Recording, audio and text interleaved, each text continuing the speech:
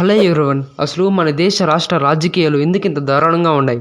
నిజంగానే political leaders ప్రజలకు సేవ చేద్దామనే పాలిటిక్స్లోకి వస్తున్నారా, లేకుంటే పాలిటిక్స్లో ప్రజల డబ్బు ఎంతైనా దోచుకోవచ్చని వస్తున్నారా?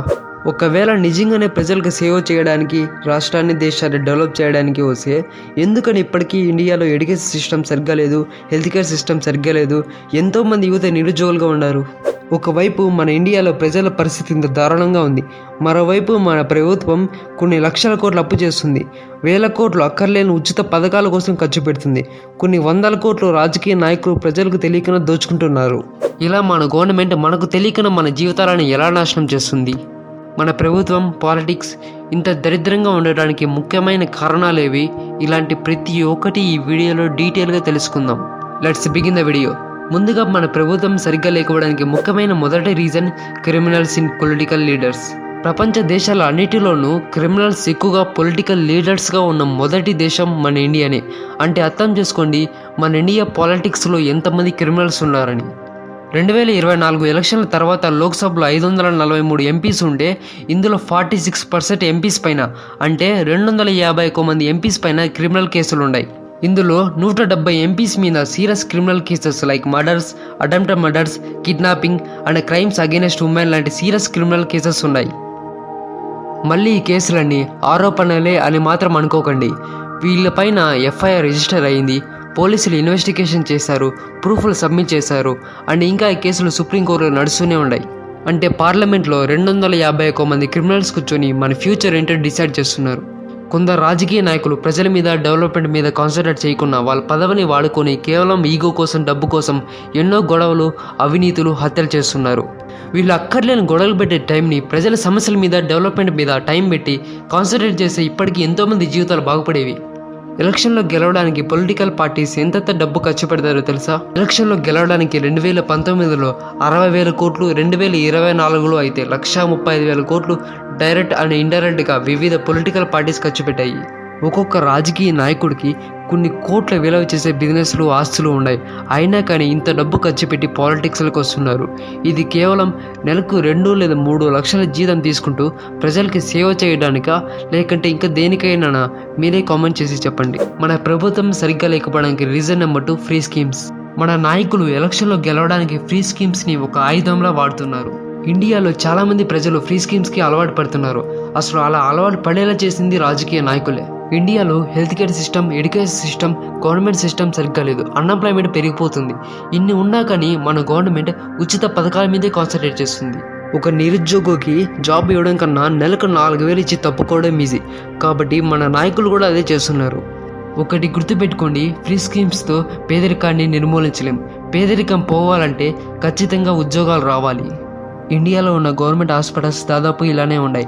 గవర్నమెంట్ మనం కట్టే ట్యాక్స్తో ఫ్రీ స్కీమ్సే కాకుండా వీటిని కూడా డెవలప్ చేస్తే బాగుంటుంది. ఇక్కడ ఉచిత పథకాలు ఇవ్వడం తప్పు కాదు. దేశాన్ని, రాష్ట్రాన్ని డెవలప్ చేయకుండా కేవలం ఎలక్షన్లో గెలవడానికి హామీలు ఇచ్చి ఒక పార్టీకి మించి ఇంకొక పార్టీ ఉన్నదానికన్నా ఎక్కువ అప్పు చేసి మరీ ఉచిత పథకాలు ఇవ్వడం తప్పు. ఇండియాకి మొత్తం 173 లక్షల కోట్ల అప్పులు ఉన్నాయి. తెలంగాణకు 6,85,000 కోట్లు అండ్ ఆంధ్రప్రదేశ్కు 4,28,000 కోట్ల అప్పులు ఉన్నాయి. ఇంత డబ్బు అప్పు పెట్టుకొని ఫ్రీ స్కీమ్స్ ఇస్తూ డెవలప్ చేయాలంటే చాలా కష్టం. దీనివల్లనే మన నిత్యావసర సరుకుల ధరలు కూడా పెరిగిపోతున్నాయి. మనం కొనే ప్రతి వస్తువు మీద ట్యాక్స్ ఉంటుంది. ఆ ట్యాక్స్తోనే గవర్నమెంట్ రన్ చేయాలి, దేశాన్ని, రాష్ట్రాన్ని డెవలప్ చేయాలి, ఫ్రీ స్కీమ్స్ ఇవ్వాలి అండ్ అప్పులు కూడా తీర్చాలి. ఇలాగా ఉచిత పథకాలు ఒక పార్టీకి మించి ఇంకొక పార్టీ ఉండదానికన్నా ఎక్కువ అప్పు చేసి మరీ ఇచ్చుకుంటా పోతే మన ఇండియా మరో బంగ్లాదేశ్, శ్రీలంక, పాకిస్తాన్గా మారడానికి ఇంకా ఎన్నో రోజులు పట్టదు. Next reason number 3 corruption and scams. కొంతమంది రాజకీయ నాయకులు వాళ్ళ పదవిని వాడుకొని ఎన్నో అవినీతులు, స్కామ్లు చేస్తున్నారు. అవినీతిలో like skill development scam, liquor scam, రీసెంట్గా జరిగిన Adani Jagan scam, rice scam, భూ కబ్జాలు, అవినీతులు, ఎన్నో కరప్షన్లు చేస్తున్నారు. వీళ్ళు చేసే అవినీతుల వల్ల ప్రజలకి గవర్నమెంట్ మీద నమ్మకం పోతుంది. మన గవర్నమెంట్ ఏదైనా ప్రాజెక్ట్ లాంచ్ చేస్తే వచ్చిన ఫండ్స్లో నాయకులు కొంచెం, కాంట్రాక్టర్ కొంచెం దోచుకుంటున్నారు. అలా చేసి ప్రాజెక్ట్ క్వాలిటీ తగ్గిపోతుంది. కొన్నిసార్లు ప్రాజెక్ట్కి సరైన ఫండ్స్ లేక నిలిపేయాల్సి వస్తుంది.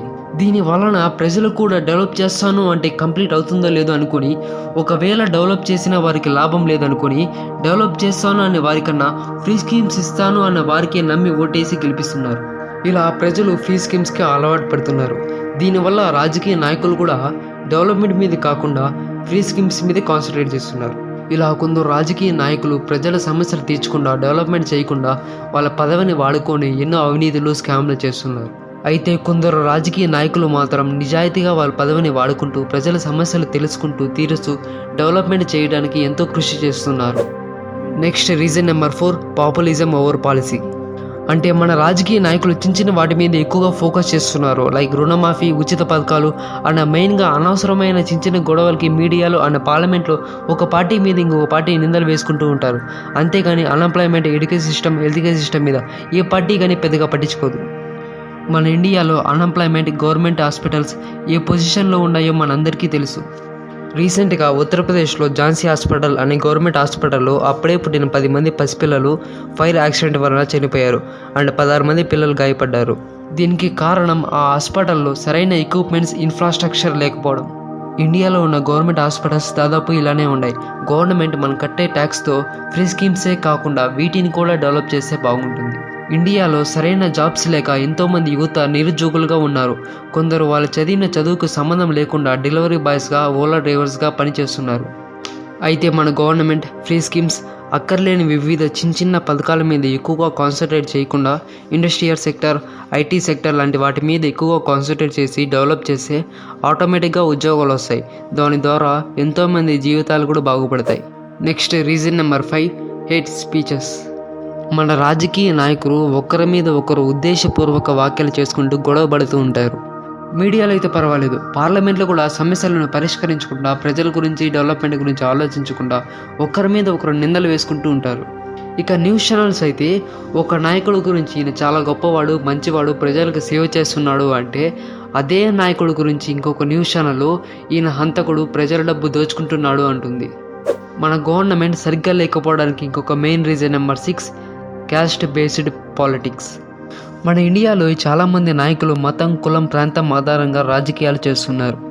చాలామంది ప్రజలు కూడా మంచి చెడు ఆలోచించకుండా వాళ్ళ నాయకుడు అవినీతి చేసినా వాళ్ళ కులపడే అని వారికి సపోర్ట్ చేస్తున్నారు. దీనివల్ల నాయకులు కూడా అవినీతులు చేయడానికి రెచ్చిపోతున్నారు. కులాల ఆధారంగా రాజకీయాలు చేయడం వలన ఎన్నోసార్లు గొడవలు కూడా జరిగాయి, ఎంతోమంది ప్రాణాలు కూడా కోల్పోయారు. కొందరు నాయకులు ప్రజల సెంటిమెంట్తో రాజకీయాలు చేస్తూ ఎన్నో అవినీతి కేసుల నుండి తప్పించుకుంటూ ఉంటారు. And last main reason number 7, policy implementation gaps. మన గవర్నమెంట్ ఏదైనా ప్రాజెక్ట్ స్టార్ట్ చేసి చాలా శాతం అనుకున్న టైంకి కంప్లీట్ కావడం లేదు. దీనికి చాలా కారణాలు ఉన్నాయి. లైక్ సరైన ప్లాన్స్ లేకపోవడం, సరిగ్గా ఫండ్స్ రాకపోవడం, కొన్నిసార్లు ప్రాజెక్టులో అవినీతులు జరగడం లాంటివి. ఇలాంటి కారణాలు ఎన్నో ఉన్నాయి. కొన్నిసార్లు ప్రాజెక్ట్కి వచ్చిన ఫండ్స్లో నాయకులు, కాంట్రాక్టర్లు దోచుకుంటూ ఉంటారు. దీనివల్ల ప్రాజెక్ట్ క్వాలిటీ తగ్గిపోతుంది. కొన్నిసార్లు ప్రాజెక్ట్ని ఫండ్స్ చాలక నిలిపేయాల్సి వస్తుంది. మీకు ఈ విషయం తెలిసిన 1970స్లో ఇసుక దిబ్బలతో ఉన్న దుబాయ్ కేవలం 30 ఏళ్లలో ప్రపంచంలోనే మోస్ట్ ఫేమస్ సిటీగా మారింది. కానీ ఆంధ్రప్రదేశ్లో 40 ఏళ్ల క్రితం పోలవరం ప్రాజెక్ట్కి పునాది పడింది. కానీ అది ఇప్పటికీ పూర్తవలేదు. ఆంధ్రప్రదేశ్ క్యాపిటల్ సిటీ అయిన అమరావతిని అక్టోబర్ 22, 2015లో స్టార్ట్ చేశారు. కానీ పొలిటికల్ గొడవల వలన ఆగిపోయింది. ఇప్పుడు మళ్ళీ డెవలప్ చేయడం స్టార్ట్ చేశారు. ఇలాంటి పెద్ద ప్రాజెక్టులే కాకుండా చిన్న స్కీమ్స్ కూడా పెండింగ్లో ఉన్నాయి. Like AP free bus, colony houses, roads, free schemes లాంటివి. ఇలా పెండింగ్ పెట్టడం వలన ప్రజలు కూడా గవర్నమెంట్ మీద నమ్మకం పోయి నిరాశ చెందుతూ ఉన్నారు. ఇలా మన ఇండియాలో గవర్నమెంట్ సరిగ్గా లేకపోవడానికి చాలా కారణాలు ఉన్నాయి.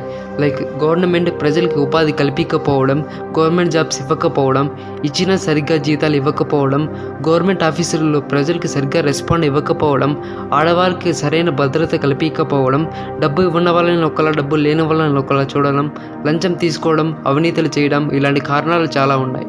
నాయకుడు బాగుంటే ఆటోమేటిక్గా పాలన కూడా బాగుంటుంది. ఇది గుర్తుపెట్టుకోండి. చెడ్డవాడు నాయకుడుగా ఉండడం ఎంత తప్పు, వారికి ఓటేసి గెలిపించిన మనది కూడా అంతే తప్పు.